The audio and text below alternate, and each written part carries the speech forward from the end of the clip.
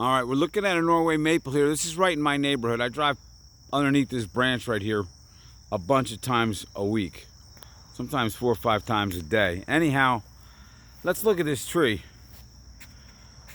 It's fairly compact on that right side.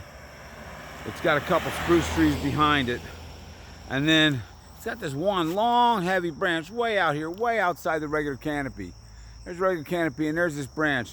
I thought about this because the guy mentioned that in that video I put up yesterday, but actually he was talking about this in 2014. And you can see what happened here. Some of these other branches have already come off. I mean, there was some decay involved there, but that was overextended on this side, and then something up here too. There's a big rip up there as well. So they had a couple branches they lost over in this open spot right here, but this one's just a matter of time.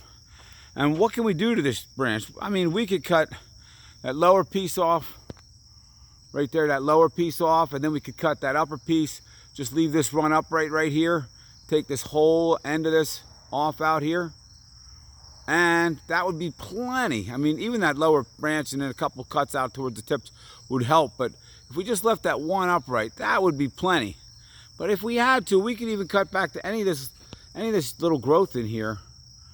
And it's got, obviously it's getting plenty of light since these other 2 branches above it broke out. It leafed all out with new adventitious buds.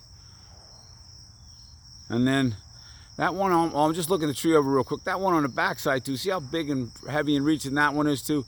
That could use some reduction pruning. And the rest of these guys, they're just not that big. They're not that heavy, and they're mostly upright. They're not reaching for the horizontal. So on this tree, if you had to, and budget was an issue or whatever, you could just do some reduction pruning on this branch, you know, pretty heavily, and then a good bit on that branch as well. And that would be enough to keep this tree from falling apart in the next storm, or maybe the next storm for 10 years.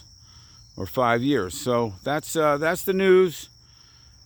If you guys haven't seen that video of Guy Mayer talking about reduction pruning and how the standards today are way, way behind the times and way behind the Europeans, please go check that out.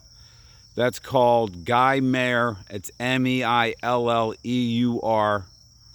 on reduction pruning. Look that one up. Thank you for watching.